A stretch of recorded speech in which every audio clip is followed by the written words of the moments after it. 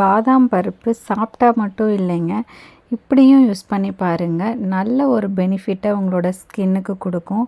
So இந்த bag use பண்ணுறதுனால skin நல்லா க்ளோயிங்காகவும் பிரைட்னஸ் ஆகும்.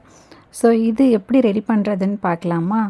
ஸோ பாதாம் பருப்பு 10, பேரிச்சம்பழம் 5, கசகசா 10 கிராம், வெட்டி வேர் 2 கிராம், இது எல்லாத்தையும் நல்லா ஊற வச்சு அரைச்சி எடுத்துக்கோங்க. ஸோ இந்த பேக்கை ஃபேஸ் மற்றும் கழுத்து பகுதிகளில் தடவி 10 to 15 மினிட்ஸ் வச்சுருந்து அதுக்கப்புறம் கூலிங்கான வாட்டரில் ஃபேஸ் வாஷ் பண்ணிக்கோங்க.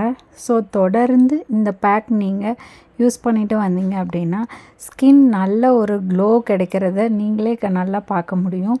ஸோ ஸ்கின்னுக்கு ரொம்ப ரொம்ப நல்லது. ஃபேஸ் நல்ல ஒரு இன்ஸ்டண்ட்டான ஒரு பிரைட்னஸை கொடுக்கும். ஸோ கண்டிப்பாக இந்த பேக் ட்ரை பண்ணி பாருங்கள். Thank you so much.